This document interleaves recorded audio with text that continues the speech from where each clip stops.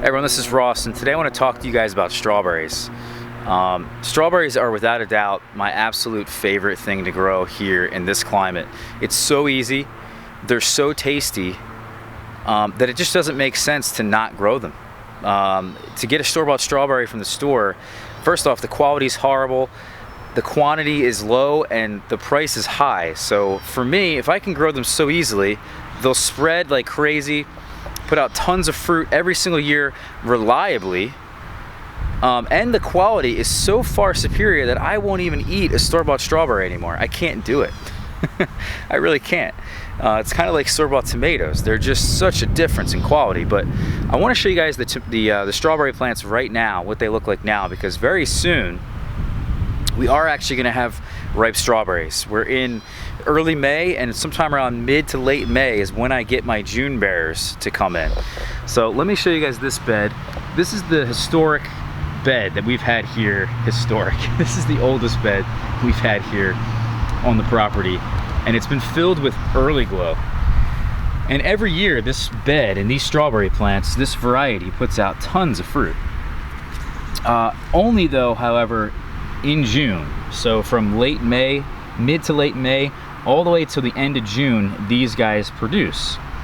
And then what ends up happening is that I have my other strawberries, my everbears, that come in, my day neutral strawberries that come in later in the season and usually take over. So for me, I really love this early crop here that comes in so early. It comes in high numbers. But what we had done here is that we had really thinned out this bed. We've really changed around this whole area. I mean, now we have raspberries here. Now we have like plums and apricots and even a peach over here.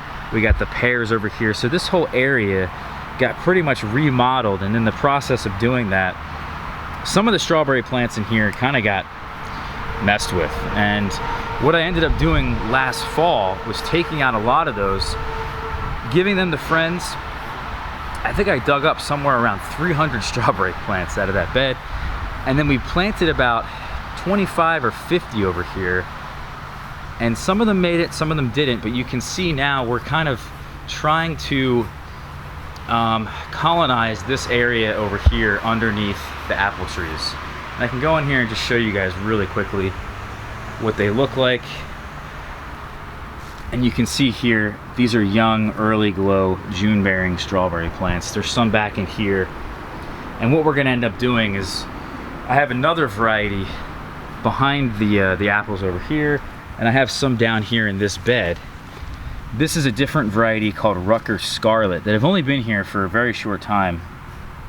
And what they're gonna do is then colonize this side of the log. So Rucker Scarlet will be on this side, and then early glow will be on this side. Both June bearing strawberries. Keep that in mind. I want to mention that because when we see the everbears in a minute here, you're going to be shocked. But another Rucker Scarlet plant, and it's a couple of these younger plants you can see back in here, actually are doing really well. They're huge, big leaves, lots of fruit. This is a variety bred by Ruckers that's fairly new. We'll see what it does, but look at these leaves, man. They're huge, massive. Usually my strawberry plants don't get that big. At least I don't remember them getting that big, so who knows. And now I want to take you guys actually to the front and show you guys the everbears. The everbears are the biggest surprise of them all. Excuse the noise back in here. We're on a main street. But this is the Mara de Bois day neutral bed, and you can see down in here, look at how many strawberries are in this bed. I don't even know if this camera is really doing it all justice, but look at that. That's just freaking insane, and this is not supposed to happen. These Mara de Bois plants are everbears. They put out a real small crop early in the season, and that's it. And then what they do is they pick up in August, and then they finish fruiting from August all the way to November. They're very long-lived, long producers, extremely tasty strawberry. It kind of tastes like you took Welch's grape juice and injected it into the strawberry. And then you can see, obviously, above it is the blueberries that are in crazy abundance, crazy bloom. And these Mara de Bois have really taken over this bed. I mean, I can't even keep up with this in August and September. They just go nuts. And I was worried that I wasn't gonna get a huge crop early in the season from the June berries because we had moved them around. But look at this. So I really have been excited. I can't believe this is happening. So there it is. There's the Mare de Bois. And the Mare de Bois, by the way, is a real tasty strawberry. I mean, you take a store-bought strawberry, it doesn't even have the same flavor. Okay, it's not even in the same league. So I'm gonna show you guys one more strawberry plant. And that was kind of the whole purpose of this video, is to show you guys that Mare de Bois is just an absolute beast. I mean, we're gonna keep you guys updated as we go, but to put out this many strawberries this early and then to also have a huge crop from August to November, it almost makes sense not even to have June bearing strawberries, which that was the whole purpose of these guys, was to get a huge crop right now. And this is like the first thing of the year, right? This is the first fruit of the year. So if I can get these in large numbers, that really holds me over for a while. You know, that really holds me over until things like, you know, maybe the plums or the apricots or even the figs start to come in sometime in early August. You know, that's giving me a huge boost, even like when the raspberries come in. So because the strawberries are so early, that's like so awesome, really awesome. But the Mare de Bois are like, they're going nuts. So you can see now in this bed, this is the newest variety we planted. This one's called the Purple Wonder. This one was bred by Cornell, I'm sorry. And Cornell actually just put this one out, and I only got one plant because that's that's the most you can get from Burpee right now. I think they're the only people carrying this one. There's also another strawberry that's white, tastes a lot like pineapples. And I've had that one before in the past, but it doesn't set fruit well. It's very soft. And there's a new and improved white strawberry that I'm gonna try to get from One Green World.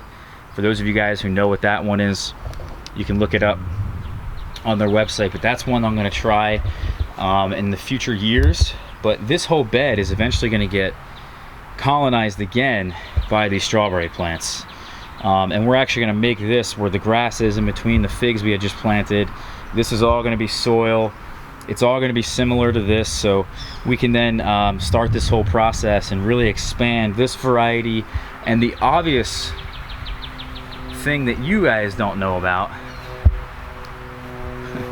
the obvious thing you guys don't know about is that we are gonna be growing a lot of Alpine strawberries. And the Alpine strawberry is a different type of strawberry that I have actually moved them to the other side of the yard over here. They put out really small strawberries, very soft. They melt in your mouth. They're very, very tasty. It's like taking a store-bought strawberry and multiplying the flavor by 10. It's even better than the Mare de Bois. And you can see in these trays here, we've already transplanted out some different things, but you can see all in here is different Alpine strawberries that we're propagating. The Reine de Valais and also the Alpine White Soul, which is a white Alpine. Really tasty fruits. Very small though. I mean, they're like this size. But we're gonna put these, once they grow out a little bit more, and we're gonna transplant them over there in that bed we were just at, that had the Purple Wonder strawberry. And the Purple Wonder, by the way, is legitimately a purple strawberry. And as we know, color of fruit directly correlates to a different flavor. Same thing with the raspberries, where there's red raspberries, there's purple raspberries, there's black raspberries, there's yellow raspberries, there's pink raspberries. Every single one has a different flavor corresponding to the color. It's the same thing with the figs. The red interiors taste like berries. The figs with the yellow amber interiors taste like honey and melon. It's just really cool. So we'll see if that strawberry ends up being as cool as it is, or as I think it's gonna be. But the white strawberries, they certainly have a different flavor and they taste like pineapple. So it'll be exciting to get a different white strawberry that could potentially be more reliable in the future. And yeah, we're just always trying to improve our strawberry gain. and trying to get as many of them as we can and colonize them in different areas of the yard, because they make a great understory. You don't have to give them a lot of sun. You don't have to care for them. I don't have to water them. I don't do a single thing other than plant them and then harvest. So if you want free fruit that's really easy to grow, that's extremely tasty, well, it's a strawberry. So, all right, guys. Take care. Hope you enjoyed this one, and we'll come at you guys with taste tests. I'm gonna do a nice little taste test video of all the varieties when we get them all together at once, and we'll show you guys the differences and kind of which one is the best and what I mean by when I say that Mar de Bois is indeed really incredible. So, all right, guys, take care.